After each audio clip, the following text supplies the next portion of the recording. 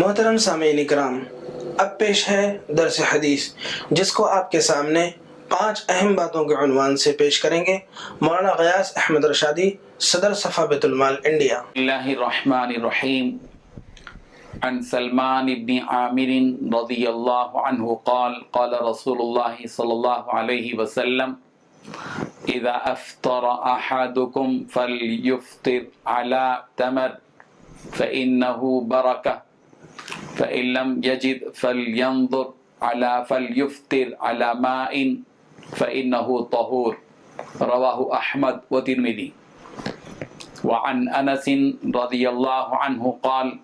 كان النبي صلى الله عليه وسلم يفطر قبل أن يصلي على رطبات فإن لم تكن رطبات فتميرات فإن لم تكن تميرات حسوات من ماء رواه الترمذي وأبو داود۔ وعن ابن عمر رضي الله عنه قال كان النبي صلى الله عليه وسلم إذا أفطر قال ذهب الظمأ وابتلت العروق وثبت الأجر إن شاء الله رواه أبو داود۔ وعن معاذ بن زهرة رضي الله عنه قال إن النبي صلى الله عليه وسلم كان إذا أفطر قال اللهم لك صمت وعلى رزقك أفطرت رواہ ابو داود۔ ناظرین کرام، یہ 4 حدیثیں ہیں جو آپ کے سامنے پیش کی گئیں، جن کا تعلق افطار سے ہے کہ پیارے پیغمبر صلی اللہ علیہ وسلم کس چیز سے افطار کیا کرتے تھے، اور افطار کے وقت پیارے پیغمبر صلی اللہ علیہ وسلم کیا دعا پڑھا کرتے تھے۔ سب سے پہلی حدیث جس کو مسند احمد اور ترمذی نے روایت کیا، اور راوی حضرت سلمان بن عامر رضی اللہ عنہ ہیں، کہتے ہیں کہ پیارے پیغمبر صلی اللہ علیہ وسلم اذا افطر نے ارشاد فرمایا اذا افطر احدکم فلیفطر علی تمر، کہ تم میں سے جو کوئی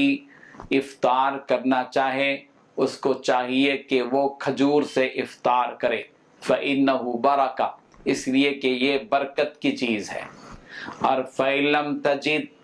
یا فَإِن لَمْ يَجِدْ، اگر وہ کھجور نہ پائے افطار کے لیے تو فَلْيُفْطِرْ عَلَى مَاء، پانی سے افطار کرے، فَإِنَّهُ طَهُورٌ، اس لیے کہ پانی پاک چیز ہے۔ نبی کریم صلی اللہ علیہ وسلم نے اس حدیث میں اس بات سے اپنی امت کو آگاہ کیا ہے کہ جو لوگ روزہ رکھتے ہیں اور روزہ رکھنے کے بعد افطار کرتے ہیں، انہیں افطار کس چیز سے کرنی چاہیے۔ سب سے پہلے مقدم جو چیز ہے، سب سے زیادہ سنت جو چیز ہے وہ یہ کہ کھجور سے افطار کی جائے، اور اللہ کے رسول صلی اللہ علیہ وسلم نے کھجور کو برکت قرار دیا، یعنی کھجور برکت کی چیز ہے۔ اور اگر نہ ہو کھجور افطار کے لیے تو اللہ کے رسول صلی اللہ علیہ وسلم نے فرمایا کہ پانی سے افطار کریں، پانی پاک چیز ہوتی ہے، طہور کا لفظ استعمال کیا۔ اور حضرت انس رضی اللہ عنہ سے جو روایت ہے کہ اس میں حضور اکرم صلی اللہ علیہ وسلم کا عمل بتلایا گیا۔ پہلی حدیث میں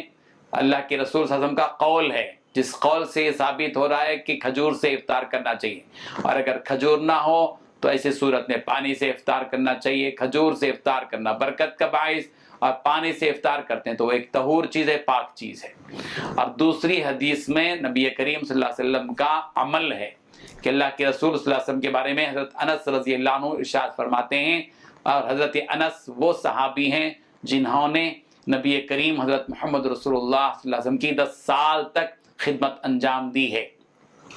کہتے ہیں کہ کان النبی صلی اللہ علیہ وسلم یفطر قبل ان یصلی علی رطبات، کہ پیارے پیغمبر صلی اللہ علیہ وسلم نماز مغرب سے پہلے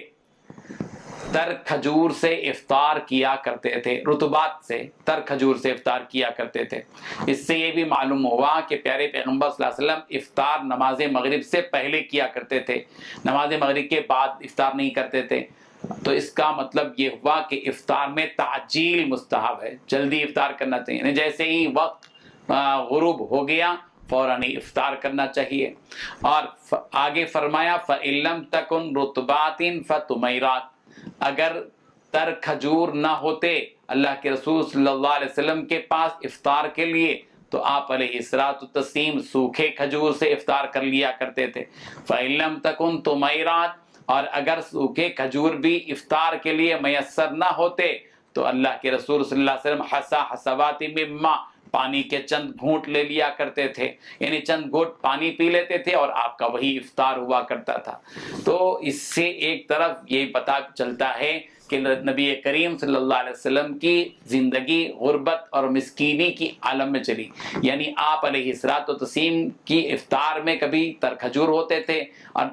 کبھی تر کھجور نہیں ہوتے تو سوکھے کھجور ہی ہوتے تھے، اور کبھی ایسے بھی حالات آپ کے افطار میں آئے کہ آپ کے پاس نہ تر کھجور تھے نہ سوکھے کھجور تھے اور آپ علیہ الصلوۃ والتسلیم نے پانی سے افطار کر لیا۔ اللہ اکبر! ایک نبی ہونے کے باوجود